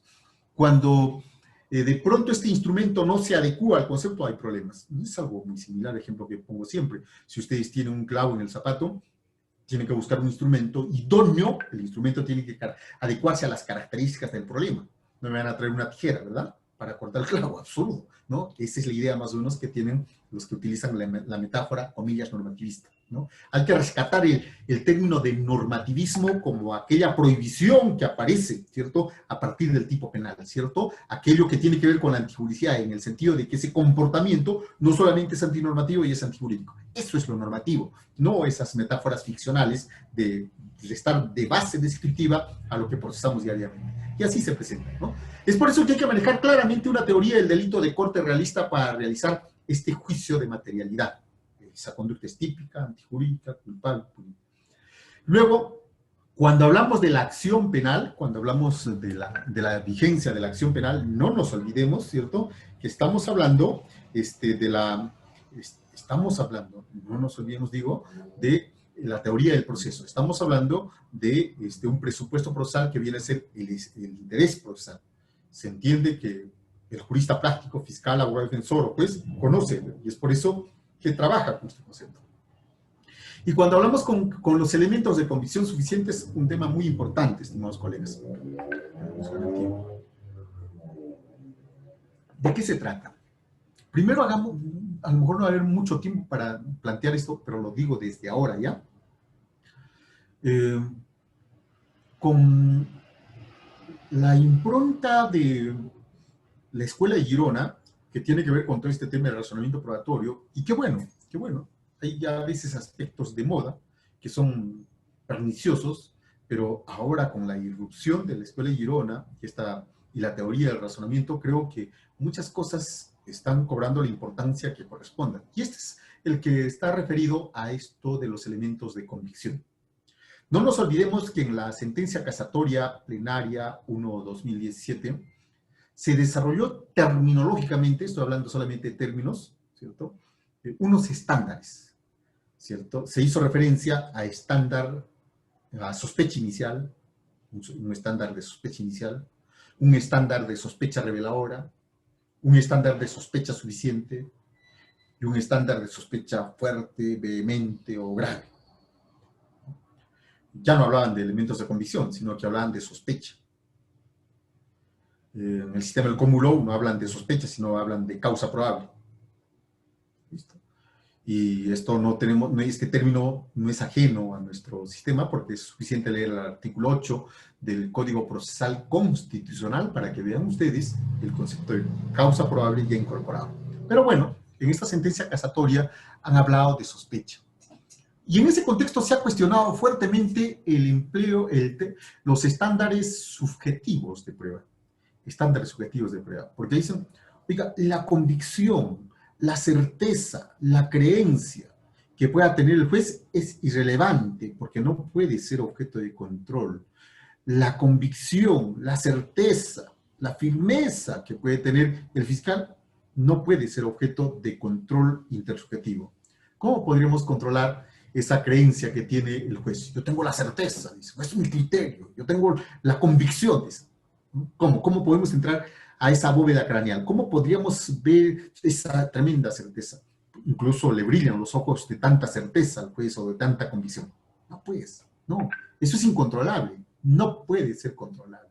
No es controlable, por favor. No es controlable. Entonces, si esto no es controlable, pues estos estándares subjetivos requerimos de unos estándares objetivos. Y en efecto, en ese plano es que Jordi Ferrer habla de estándares objetivos. ¿Qué son esos estándares objetivos? Aquellos elementos, ¿cierto?, que por su cantidad y cualidad pueden ser objeto de control intersubjetivo, ¿no? Puede ser objeto de que las partes hagan ese control. ¿Qué son esos elementos? Esos elementos son los rastros, las huellas, los indicios, los vestigios que se va dejando en el mundo de la realidad con motivo de la realización de un hecho punible. No nos olvidemos, eso es fundamental. Cada vez que se produce un hecho, dejan un cuchillo con sangre, con huellas digitales, dejan seguramente cartas, eso aparece como tal. Entonces, en ese plano, resulta que cuando se produce un hecho punible, estos elementos, ¿cierto?, que son elementos objetivos, pueden ser controlados por las partes. Estos elementos son los que pueden generar certeza, son los que pueden generar convicción en el sujeto procesal, fiscal o juez, ¿cierto? Estos elementos. De tal manera que lo subjetivo, convicción, firme convicción, creencia, íntima convicción, eso no corre solo. Esto tiene que ser consecuencia de estos elementos. Porque estos elementos como objetivos que son, pueden ser objeto de control. Por eso estos elementos, ahora sí desde la perspectiva de Daniel González Lagier, tienen que ser variados, tienen que ser plurales, tienen que ser pertinentes, ¿cierto? Para que de pronto digamos, sí, en efecto, estos elementos de convicción me permiten llegar a esta hipótesis como tal. No nos olvidemos que esto es muy importante. Imaginémonos el supuesto de una persona que es detenida en el centro de la ciudad, conduciendo un bocho, un Volkswagen, y como va a una velocidad demasiado lenta, son intervenidos por un patrullero policial. Se acercan y encuentran al chofer un poco nervioso, le ven las manos y están ensangrentadas, lo hacen bajar inmediatamente, y en la parte trasera del asiento encuentran un machete ensangrentado. Abren el maletero y encuentran la cabeza de una mujer que resultaba ser la esposa de esta persona. ¿Listo? ¿Se percatan? ¿Cuántos elementos hemos hecho referencia? El chofer nervioso, con la ropa ensangrentada, el machete, y luego encontramos la cabeza de la mujer. ¿Listo? Cierto que tenemos que realizar todo un proceso, una argumentación, una cadena argumental para llegar a una hipótesis. ¿Cuál es la hipótesis que ustedes se han planteado en este momento? Muy simple. Que esta persona degolló a su esposa, la mató de un machetazo y le cercenó la cabeza. Es lo que van a decir. Pero requiere estos elementos. Es decir, la lectura, la interpretación de estos elementos es lo que me permite afirmar esta hipótesis como plausible. Llegan a su casa ustedes a las 5 de la mañana de trabajo, de viaje, y encuentran pues su casa, a sus hermanos durmiendo en el sofá, ¿cierto? Pero cerca bastantes botellas de licor y cigarro. Entonces es evidente que ustedes van a plantear una hipótesis. Mis hermanos ingirieron bebidas alcohólicas, han tomado cerveza, tomaron whisky, listo, y están en este momento durmiendo, ¿no? Entonces, nosotros vamos generando hipótesis sobre la base, ¿cierto?, de esos elementos. El tema es que en muchos casos las hipótesis tienen que ser formadas siempre con un conocimiento calificado, ¿no? En Arequipa tenemos un extraordinario perito, el capitán Santos Lobatón, biólogo, que simplemente con los restos de sangre les puede decir si esta sangre es arterial, si esa sangre es venosa, si esa sangre es de salpicadura, es decir, si esa sangre proviene pues, de algún tipo específico de arma. Es decir, es una persona que con su experticia puede plantear hipótesis. ¿Qué diríamos nosotros? Solamente suposiciones, nada más. Solamente suposiciones. Por eso es muy importante siempre tener un conocimiento para producir una imputación del hecho punible. No nos olvidemos, ¿no? Entonces, los elementos de convicción, como ven ustedes, es lo fundamental, es lo más importante que se tiene porque es lo que va a dar lugar a la construcción de una imputación. Y esta parte es lo que corresponde, obviamente, a la teoría de los estándares probatorios. Y los estándares probatorios, como habíamos indicado, exigen que para acusar, el Ministerio Público tiene que tener estándares probatorios, perdón, un estándar de suficiencia. Entonces, el juez hace una verificación, si es suficiente, ¿sí? Con esta información de ser introducida en el juicio oral, con alta probabilidad va a ser condenada. Así va a decir el señor fiscal, ¿no? Entonces, perdón, el señor juez. Entonces, o en su caso dice, oiga, acá no tengo ni siquiera la declaración de la menor, lo que tengo son la referencia a la psicóloga, la referencia a la directora, de la profesora, de la amiga, pero acá son puras referencias y esta persona ha negado. Es obvio, es obvio. Entonces, no está ante una prueba suficiente.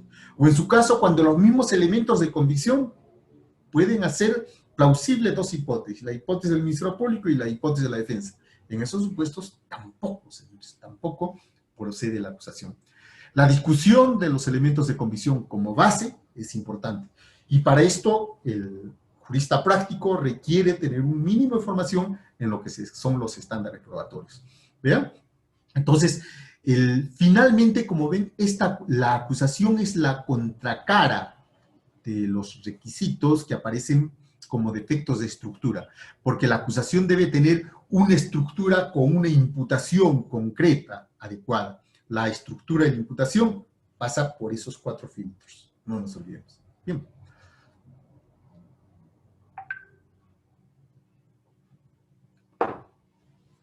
Siempre es bueno hacer una aclaración entre lo que son dispositivos normativos y tipo penal. Dispositivo normativo es ese dispositivo típico, es el artículo 106. Tipo penal de homicidio, no, esa es una construcción del dogmático.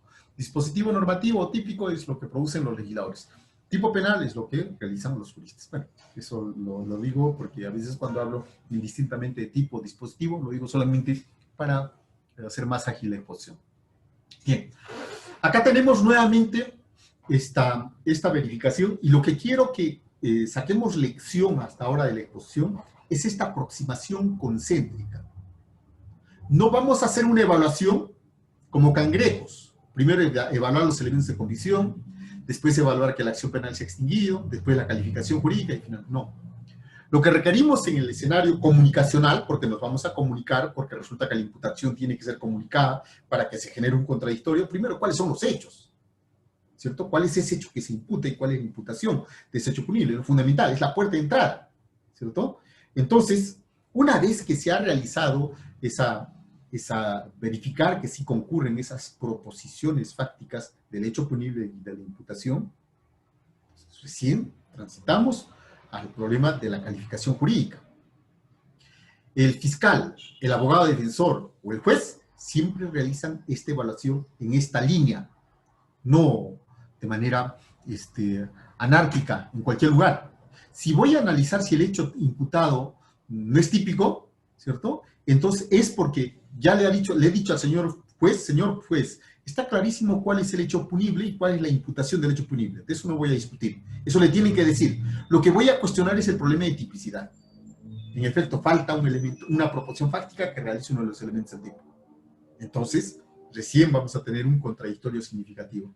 Si no somos capaces de centrar ese campo operatorio y tener una perspectiva, digo, de alta cirugía, olvídense. Es decir, lo que estamos haciendo simplemente es acompañar a una persona y de pronto creer que con argumentación, de pronto simplemente con uso de etiquetas se va a lograr, olvídense, no se logra absolutamente nada. Aburren y por lo contrario, al finalizar, el juez, por lo contrario, tiene más fundamentos para que declarar improcedente o infundada el sobreseimiento, dictan y más el autoenjuiciamiento. Pero si ustedes le dicen, el señor fiscal ha imputado estos hechos, y es cierto, los hechos aparecen como tal, así aparece en la acusación. Y también hay atribución del hecho. Eso no lo voy a cuestionar. Y señala que el hecho es típico, y en efecto es típico. y señala que no concurre una causa de justificación y efecto. Pero, señor, yo voy a ubicar, ¿cierto?, el pedido de sobreseimiento de un defecto de estructura que tiene que ver con la culpabilidad. Listo, centraron acá la culpabilidad. ¿Cómo con la inculpabilidad? O culpabilidad. Simple, señor. Estuvo con grave alteración de la conciencia y así aparece el documento del certificado de alcoholemia. Listo. Carambas, qué buen abogado. Puntual, técnico. Porque se ha percatado que la teoría del delito no es una suerte de discurso rimbombante para alimentar egos, vacíos, por cierto, sino que la teoría del delito es un instrumento conceptual. Es un instrumento conceptual útil para realizar esta valoración de que el hecho sea típico, antijurídico y culpable. ¿Listo? O que de pronto sí se califica, aproximación concéntrica, vuelvo a reiterar, sí es típico, y recién pasa luego a ver si concurre en un presupuesto procesal el interestatal. Y después, finalmente, recién pasa a ver el problema de los elementos de comisión. Así es la aproximación concéntrica. Así tiene que estudiar la acusación. Este artículo 344 es el núcleo, es el centro, es el punto de gravedad, es el centro de gravedad para realizar el control de acusación. Si de pronto se orientan a ver solamente los problemas de la acusación, olvídense, hay un extravío tremendo en cuanto a ello, porque resulta que con eso simplemente se van a hacer una revisión de forma de lo que corresponde a la acusación, ¿no? Un tema muy importante. La mala práctica, la errada práctica, la práctica errática formalista, ha dado lugar a que cuando se va a realizar una audiencia, el Ministerio Público comienza simplemente a presentar, a oralizar lo que aparece en el expediente, ¿no? Si el expediente de pronto tiene 30 páginas, se la va a pasar en todo el control de acusación leyendo las 30 páginas, ¿cierto? Y cuando resulta que de pronto se quiera entrar en serio a debatir el problema de la imputación, ya no hay tiempo. Ya el juez está aburrido, todos están aburridos. Ni siquiera van a evaluar con seriedad el tema de la admisión de los medios probatorios, sino simplemente ya se agotó el tiempo. Ya no hay más. En cambio, si el señor juez le dice, señor, o nos vamos a olvidar de la acusación, lo que quiero que usted señale de manera sucinta cuál es la imputación y su calificación jurídica. Listo. Los hechos son tales. Proposición práctica 1, 2, 2. Y estos se califican delito de homicidio. Está. A ver, veamos. Cuestionamiento. No hay cuestionamiento. Veamos el problema de la vigencia de la acción penal. Listo. A ver, elementos de convicción. Formidable. Ahora sí pasemos a revisar el problema del traje acusatorio, ¿cierto? Porque se trata de vestir a esa imputación viva, vigente, para que vaya a esa sesión solemne que es el juicio oral. Pero si de pronto no hago esa verificación, ¿cierto? Entonces lo único que voy a estar haciendo es no un traje acusatorio, sino una mortaja acusatoria, porque lo que vamos a tener es una imputación defectuosa, ¿no? Entonces voy a hacer un traje acusatorio ajustado a la medida de un cadáver, dado que este defecto de estructura en algún momento se va a detectar, tal vez al inicio del juicio oral o tal vez en segunda instancia, pero así se presentan las cosas. Entonces, lo importante siempre para los amigos jueces es que desde el momento que estamos en esta etapa intermedia, lo que corresponde, obviamente, es primero exigir imputación y calificación jurídica, luego la vigencia de la acción penal y finalmente cuáles son los elementos de convicción. Así tiene que realizar el control. Primero, el control sustancial. Si no supera el control sustancial, carece de sentido el control formal. El control formal está de cara simplemente a vestir la imputación para los efectos de que concurra al plenario oral. Si antes de ello resulta que no se hace esa verificación, olvídense. De nada sirve devolver el traje formal de la acusación al Ministerio Público porque le falta un botón o dos botones, porque cuando regrese el traje bien formal y se entra a analizar el cuerpo de la imputación, resulta que es un cadáver, ¿no? Por eso, fundamentalmente los hechos y luego recién la formalidad. Así debe ser, ¿cierto? Entonces, reitero, el centro de gravedad, el punto de referencia, el núcleo atómico de la etapa intermedia es la acusación. Bien, señores, voy a dejar estas diapositivas y lo que quiero es una conversación interactiva con todos ustedes para poder absolver algunas preguntas que seguramente hay muchas de ellas. Gracias. Muy bien, doctor Francisco Celis, nuestro agradecimiento por esta disertación, importante disertación en este día. Vamos a invitar a los participantes. Tenemos al doctor José Mendoza con la pregunta, por favor. El micrófono está habilitado para cada uno de ellos. Pueden acceder, por favor, a hacer las preguntas respectivas al doctor.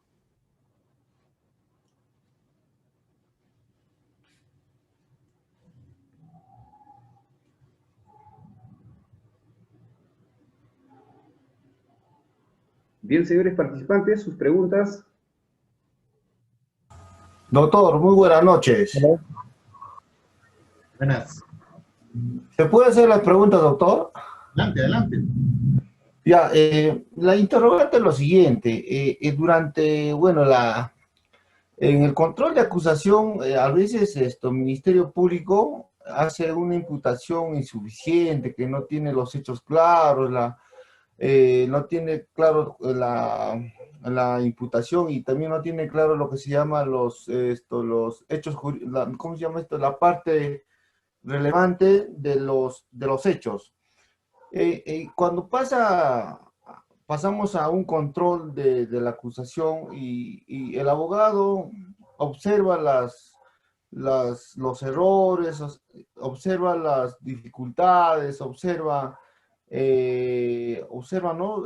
Los elementos del tipo penal, y pese a esa observación, el juez de garantías, en este caso, ¿no? El juez de investigación preparatoria, es bien evidente que no cumple con los elementos del tipo penal, y pese a esa deficiencia que es bien notorio, que no cumple con los elementos, el juez no hace un debido control sobre la imputación necesaria y sobre la parte jurídica de la calificación jurídica. En esos supuestos, doctor, la mayoría bueno, en provincia, cuando no hace ese debido control, los hechos pasan ya a juicio, se dicta el acto de enjuiciamiento y toda la carga para parte de juicio, doctor, ya lleva, y en este caso el colegiado, o si no el juez de juzgamiento, ¿no? Entonces, frente a esto, doctor, ¿qué se puede hacer a los jueces que no hacen un debido control en parte a cuando hay la audiencia de control de acusación? Esa es la interrogante que a veces tenemos todos los abogados, mayoría, porque el juez el código dice, no, debe haber un debido, se debe en la parte intermedia un control de acusación, pero la mayoría de los jueces no hacen ese debido control, sino de frente pasamos a enjuiciamiento, no hacen un debido control de acusación, doctor. Entonces, ¿qué mecanismo, qué recursos se puede hacer frente al juez que no hace ese debido control, doctor? Esa es la interrogante como abogado defensor que se presenta a diario como litigante. Gracias. Gracias, doctor. Mire usted, tenemos que hacer una mea culpa, no solamente los señores fiscales, sino también los abogados y también los jueces. ¿Cierto? No defiendo a los jueces de investigación preparatoria. Hay buenos, pero generalmente muchos de ellos no hacen la función.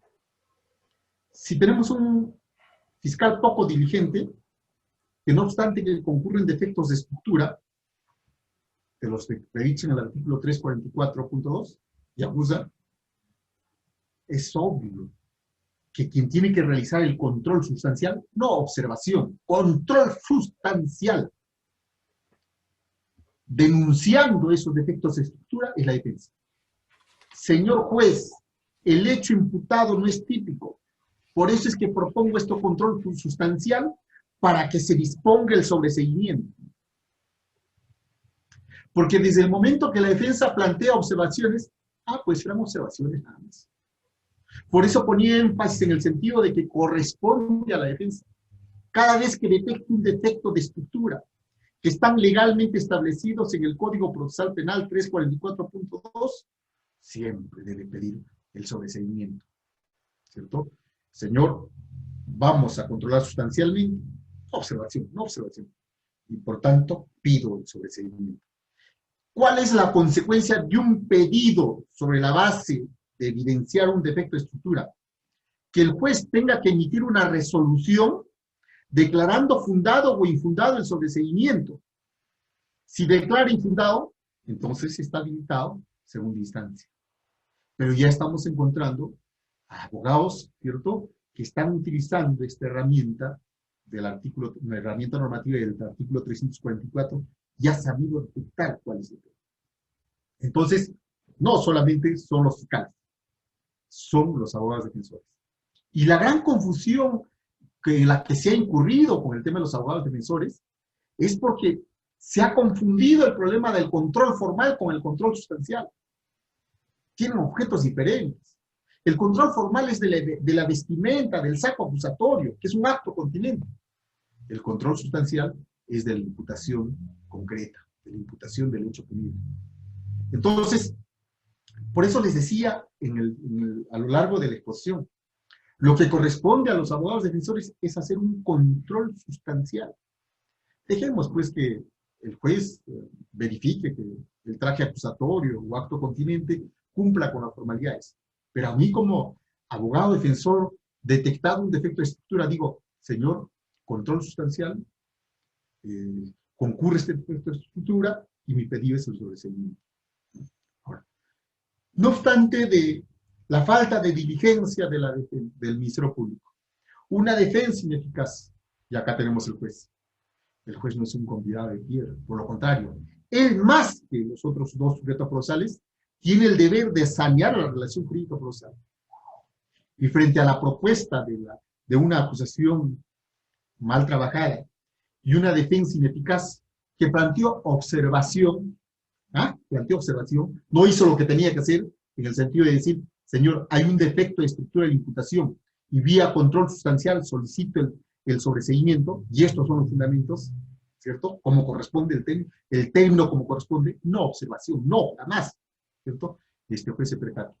Bueno, no me pidió sobreseimiento a este señor, pero parece que ha dicho algo que está relacionado con un defecto de estructura. A ver, vamos a someter el debate. Esta persona está con una grave alteración de la conciencia, ¿cierto o no, fiscal? A ver, veamos, exterioriza el documento, contradictorio. Y luego, pues, se emite la resolución sobre su base. Reitero, el control sustancial solo puede configurarse debidamente con el pedido de sobreseimiento. Es el control sustancial.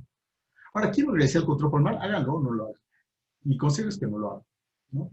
El control formal es, señor, se llama Richard Mamani Quispe, pero se lo ha puesto Richard Quispe. Señor, no está bien el dispositivo. Problemas del Ministerio Público y el juez que haga su trabajo. Pero el tema del control sustancial que tiene que ver con el defecto de estructura, no hay duda.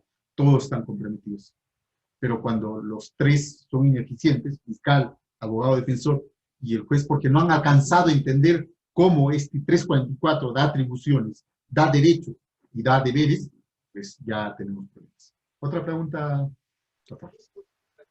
Doctor, buenas noches. Doctor, buenas noches. Buenas noches. Doctor, buenas noches. Buenas noches.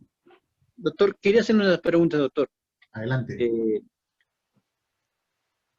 Doctor, ¿usted desde qué etapa o del proceso se puede necesitar o solicitar la imputación concreta? ¿O usted es similar la postura que de Salina, que dice que la imputación es progresiva y recién en la etapa intermedia se tiene que solicitar la imputación concreta, más no en la etapa de investigación preparatoria ni preliminar?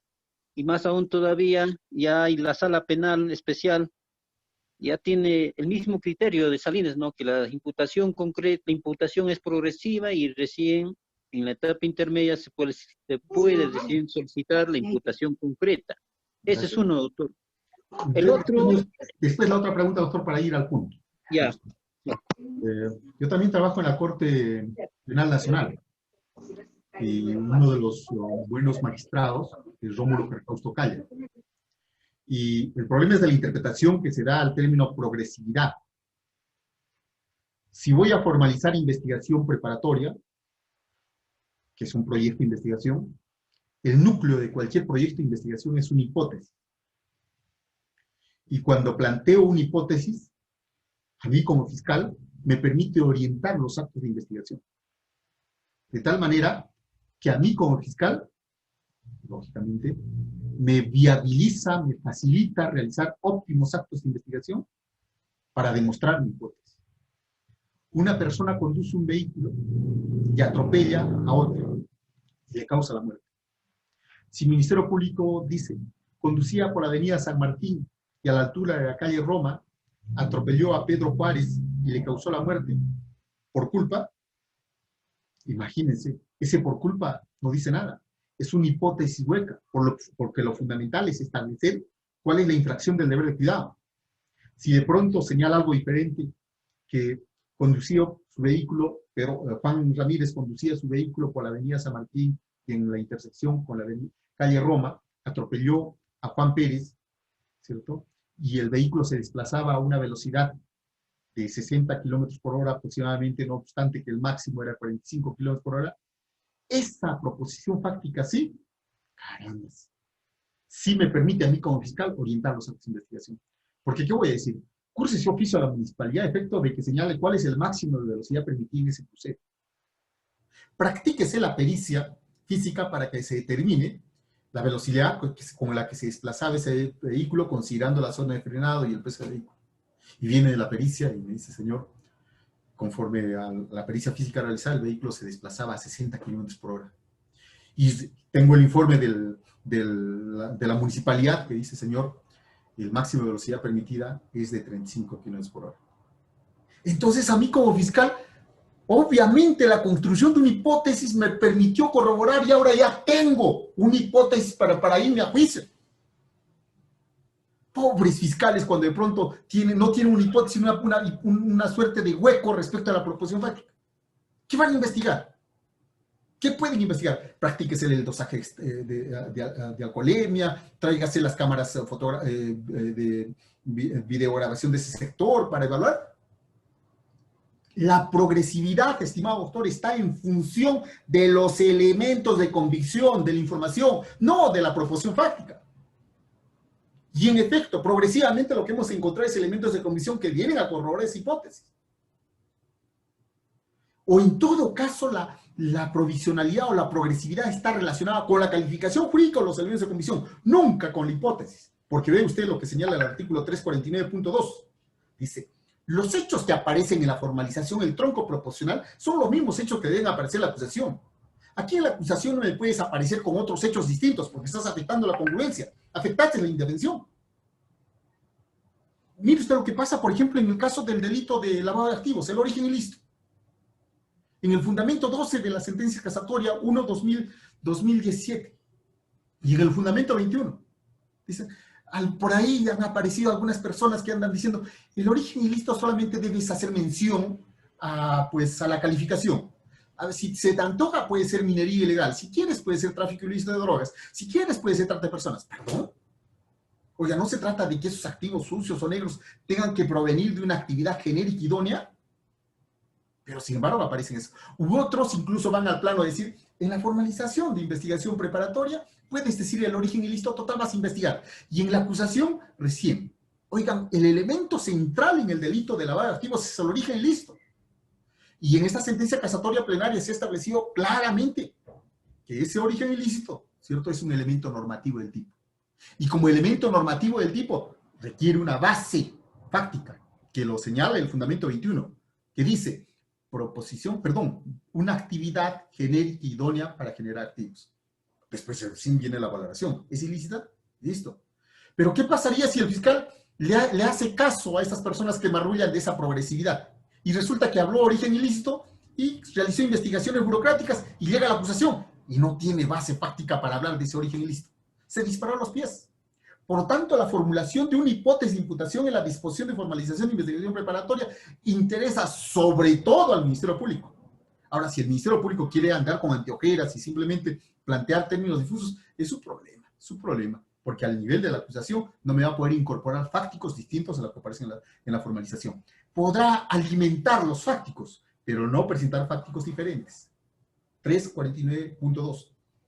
Si como consecuencia de los actos de investigación aparecen de pronto elementos que permitan afirmar que no se trata de hurto, sino de robo, entonces, ¿qué tiene que hacer la Fiscalía?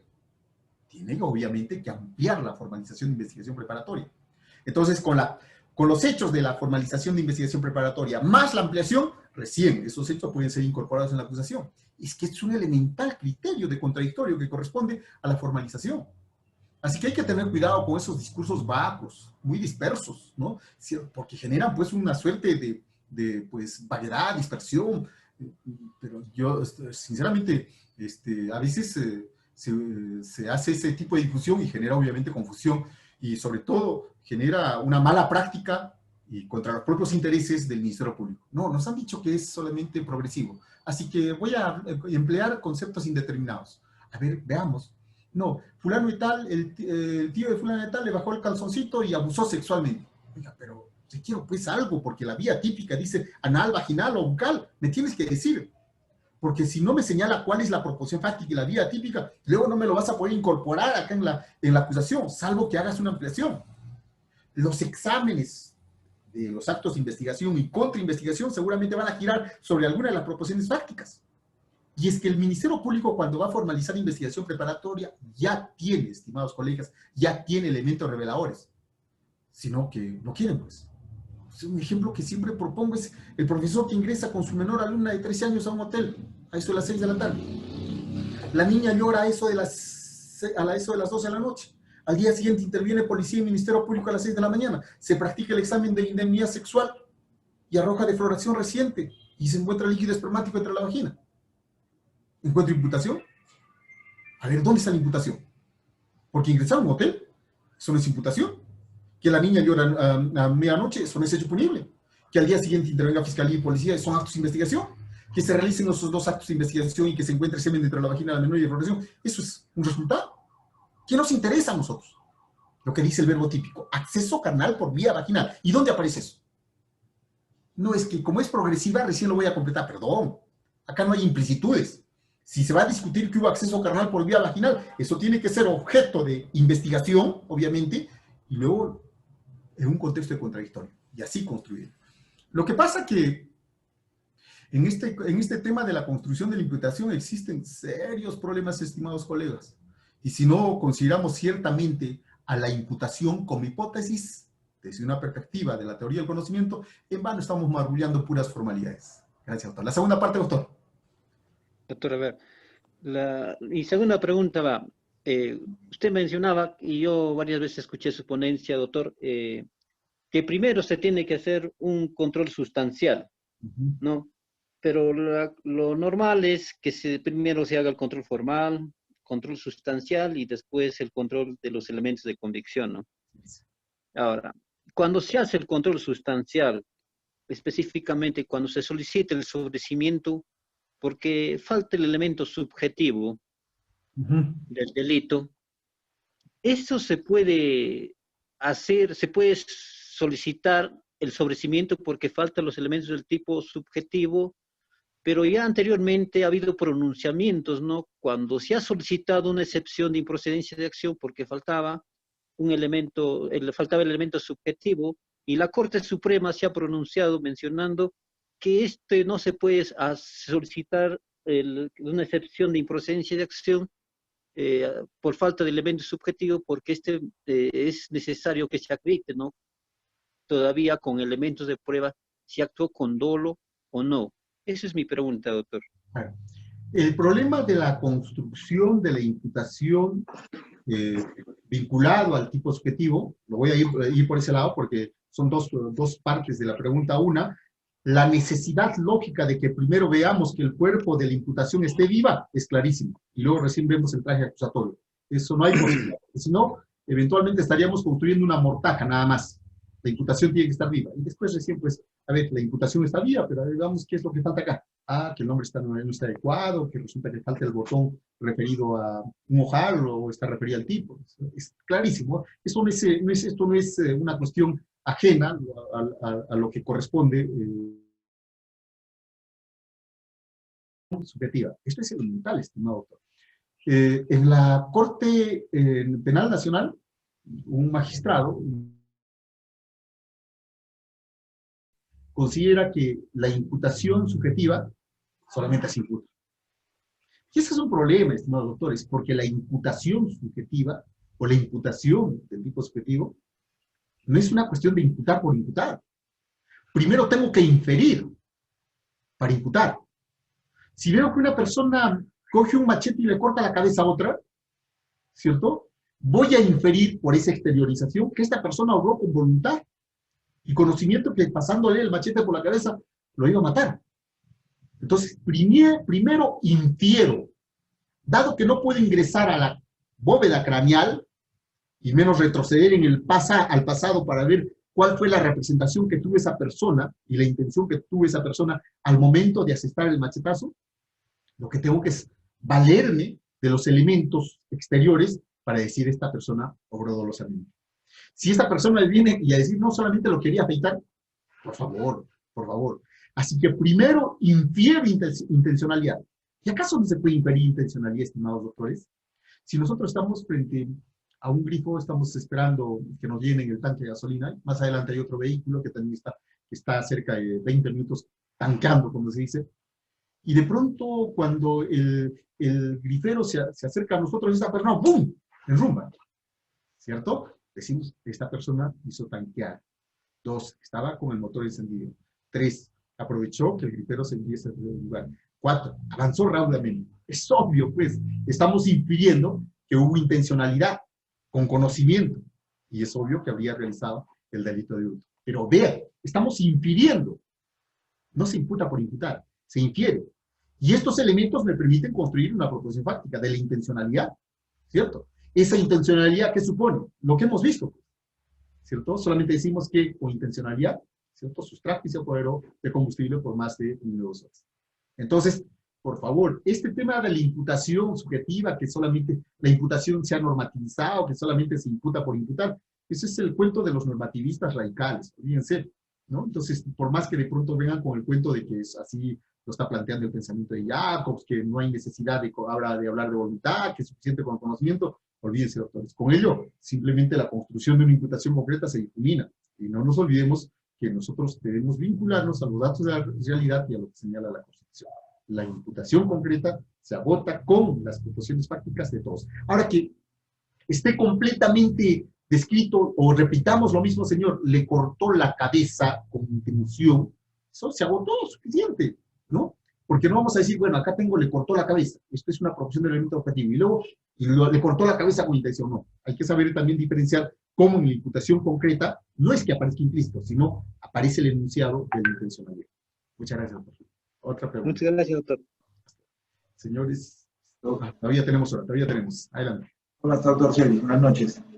Doctor Luis Gutiérrez, ¿cómo está? Doctor, qué gusto siempre. Doctor, ¿sabe qué? Estaba escuchando lo que le preguntó el anterior participante y me llamó la atención, o sea, de lo que normalmente se hace, primero el control formal, después el control sustancial. Pero, doctor, en teoría, o sea, eso es en teoría, pero ¿debería ser así? Porque finalmente, si hablamos de un principio acusatorio, es darle una oportunidad a Fiscalía como para que le diga, estés equivocado en tal, regresa. Entonces, ¿qué sentido tendría después hacer, por ejemplo, el control sustancial por atipicidad? Entonces...